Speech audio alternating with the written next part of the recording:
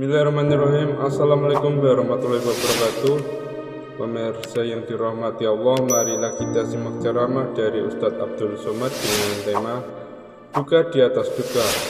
Sebelumnya marilah kita bersolawat terlebih dahulu. Allahumma sholli ala Sayyidina Muhammad wa ala ali Sayyidina Muhammad. Selamat menyaksikan. Saudara kita yang terbaring di rumah sakit, hari ini sayup-sayup suara azan dari masjid rumah sakit masuk ke telinganya. Dia menonton di televisi acara live solat Jumat, tapi saat itu dia hanya mampu terbujur kaku. Ruhnya masih ada dalam jasad. Anaknya tidak bisa berada di sampingnya karena security tidak mengizinkan keluarga berada di dalam ruang ICU. Dia duduk di dalam. Suara terdengar, azan bersahutan, hayya 'alas salah, mari salat, hayya 'alal falah, mari menuju kemenangan. Dia hanya bisa meneteskan air mata. Kenapa? Kalau dulu dia waktu sehat sempat beribadah, penyesalannya tidak terlalu banyak. Tapi kalau di saat sehat walafiat tak sempat untuk menempelkan kening ke lantai, tak sempat melangkahkan kaki ke rumah Allah, tak sempat mendengarkan khutbah, maka tak ada duka di atas duka. Air mata yang meleleh tak dapat mengembalikan masa lalu. Lan tarji'al ayyamul lati madat, yang lalu tak dapat diulang kembali. Air mata darah menangis. Yang sakit tak akan sembuh, yang mati tak akan hidup. Penyesalan selalu datang di akhir perbuatan. Belum pernah orang menyesal sebelum perbuatan berlalu. Selalu penyesalan di akhir. Di saat itu penyesalan tak lagi bermakna. Apa kata mereka ketika melihat azab Allah? Rabbana, hai Tuhan kami, ya Rabb kami, absarna, mata kami sudah melihat azab, wa sami'na, telinga kami sudah mendengar suara tangisan, teriakan, pekikan di dalam neraka. Farji'na, kembalikan kami lagi ke dunia, na'mal salihah, kami ingin beramal saleh, inna muqinun, kami yakin seyakin-yakinnya. Tapi saat itu penyesalan tak lagi bermakna, karena dunia tak mungkin utuh semula, karena sudah menjadi sunnatullah yang lampau tak akan kembali. Idza sama'un fatarat, langit terbelah, wa idzal kawakibun tasarat, planet-planet bertabrakan, wa idzal biharu fujirat, lautan diledakkan, diletupkan, wa idzal quburu bu'asirat, semua yang dikubur dibangkitkan.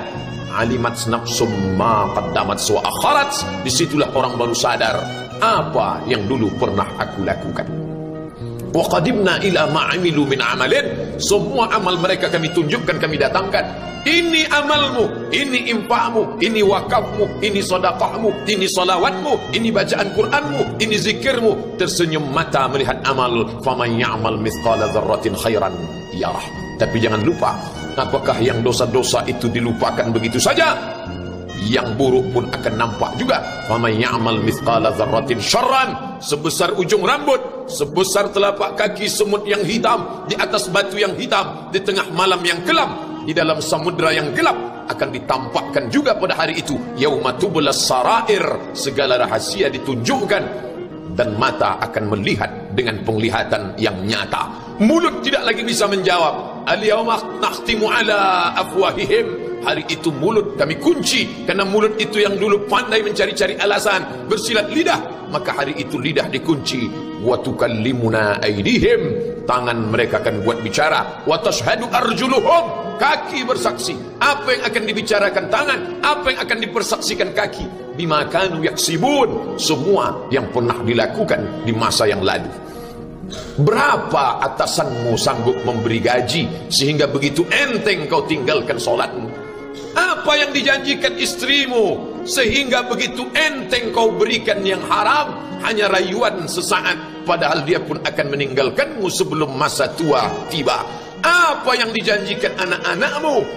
Ayah, kami akan menjagamu di hari tuamu nanti, maka berikan kami yang kami inginkan, belikan kami rumah yang besar, belikan kami kendaraan yang mewah, nanti setelah hari tua kami akan menjagamu, kata mereka. Tapi setelah kita tua, dosa-dosa begitu banyak terkumpul, mereka pun meninggalkan kita di panti jompo yang penuh dengan kesunyian, hening, sepi. Suara cucu tak terdengar menangis, karena mereka pun malu mengakui kita sebagai orang tua. Suapkanlah yang haram ke mulut mereka, berikanlah yang batil ke dalam perut mereka. Itu hanya akan menjadi azab di dunia sebelum hari kiamat tiba. Ish masyita, hiduplah sesuka hatimu. Ish masyita, apa yang mau kau makan, makanlah. Apa yang akan kau bekerjakan, kerjakanlah. Fa innaka mayyit, tapi ingat, kau akan menjadi mayat, kau akan mati. Semua akan diminta pertanggungjawaban di hadapan Allah Subhanahu wa ta'ala. Hari ini orang boleh tertawa, hari ini orang boleh merasa dunia dia yang punya, tapi sampai masanya yang hijau akan berubah menguning, yang kuning akan mati, yang mati akan menjadi debu, yang debu ditiup angin hampa tak bermakna. Lalu apa yang akan dibawa menghadap Allah Subhanahu wa ta'ala? Amal saleh.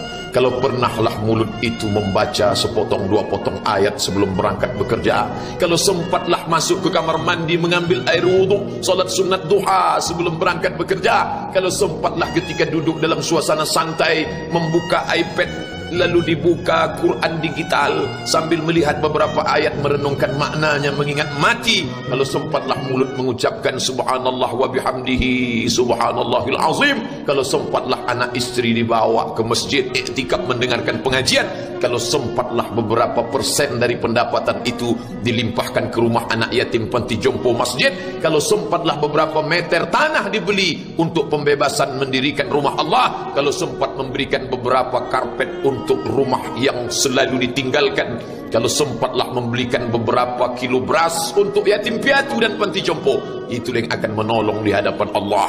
Adapun rumah besar dengan beberapa semen, dengan beberapa busi yang banyak, semua akan menjadi tinggal kenangan. Mereka akan menjual, membagi-baginya. Tanah yang dulu harganya semeter 100.000 sekarang sudah menjadi 5 juta. Mereka akan bagi-bagi itu semua kepada ahli waris. Lalu kita hanya membawa 3 helai kain tipis yang tidak berjahit, dan itu semua menjadi milik orang. Kalau dulu mereka kita didik dengan pendidikan yang baik, di tengah malam mereka bangun menetes air matanya, lalu dia berdoa, Rabbighfirli wa liwalidayya warhamhuma kama rabbayani shaghira, seperti tetesan embun di tengah gurun Sahara yang panas. Kalau sempatlah mereka berdoa, Allahumma ighfir lahu warhamhu wa'afihi wa'fu anhu, maka mengalirlah air yang sejuk ke tenggorokan yang kering. Kalau sempatlah mereka membeli makanan, diundangnya anak yatim, diusapnya kepala, ya Allah, terimalah sedekahku ini untuk almarhum ayahku, almarhumah bundaku. Aku tak dapat membalas budi baik mereka, ya Allah, mereka sudah mendahului aku. Maka akan mengalirlah itu sebagai perlipur lara di tengah alam barzah sementara kiamat tiba. Tapi kalau mereka hanya dididik dengan keduniawian, dididik dengan kemewahan, disumbat mereka dengan materi, tak pernah diingatkan pada mati, ketika kita mati, mereka pun juga akan mati perasaan ingatannya. Paling celaka lagi, mereka mengingat kita dengan mengantarkan bunga, mereka mengingat kita dengan pakaian hitam, mereka mengingat kita dengan suara musik, mereka mengingat kita dengan memajang foto kita besar-besar di dalam rumah. Dan itu hanya menjadi penghalang rahmat Allah turun, tidak berkesan sedikit pun. Mereka sedang menyangka kalau dinyanyikanlah lagu kesenangan kita, terobat rindu hatinya. Kalau dipajangnya foto kita, dilingkarkannya karangan bunga, puas rindunya. Padahal itu tidak membuat pengaruh apapun kepada kita di alam barzakh. Maka sayang, buatlah sayang yang mengingatkan sesudah mati.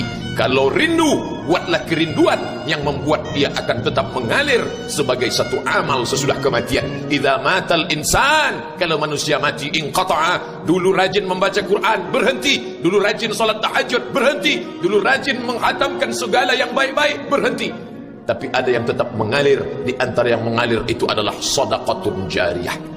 Sempat membelikan beberapa bungkus nasi, nampak orang tua di panti jompo menyuap nasi itu, menggeletar tangan mereka karena usia lanjut, menetes air mata. Kita bukan sedang melihat orang tua, kita bukan sedang melihat orang lain.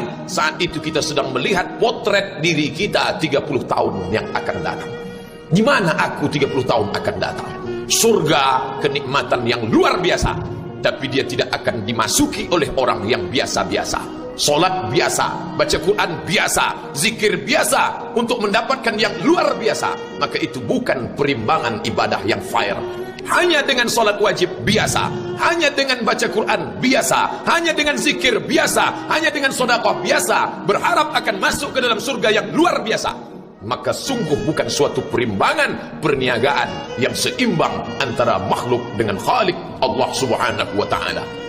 khutbah Jumat ini kembali mengingat kita, mengajak merenung bersama. Kita ini mau kemana? Di sini untuk apa? Yang kita bawa menghadap Allah itu apa? Apakah nama, jabatan, kebesaran, harta benda ikut menghadap Allah? Tidak. Dia akan tinggal menjadi puing-puing kenangan.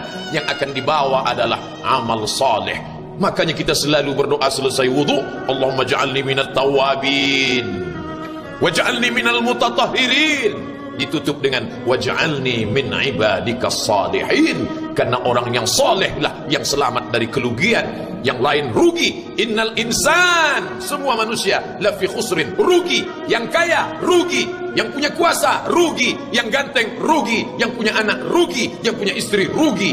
Tapi ada yang beruntung, illallazina amanu, kecuali yang beriman, wa amilus salihati, dan beramal saleh. Itulah orang yang beruntung, karena dia akan hidup dalam kehidupan yang kekal abadi, membawa iman dan amal salehnya. Kalau sampai hari ini masih bersemayam di dalam diri kita, mari kita jaga. Dan kita berharap kepada Allah husnuzan, Allah menutup usia kita ini dengan husnul khatimah. Ketika itulah malaikat datang memanggil, menyambut, ya ayyatuhan nafsul mutmainnah, wahai jiwa yang tenang, irji'i ila rabbiki, kembalilah engkau kepada Tuhan Rabbmu, radiyatan mardiyah, engkau ridha kepada Allah, Allah pun ridha menerima engkau sebagai hambanya. Fadkhuli fi ibadi, masuklah engkau ke dalam golongan hambaku. Wadkhuli jannati, masuklah engkau ke dalam surgaku. Saat itu ruh keluar dari badan seperti tetesan air di hujung daun yang lembut menetes.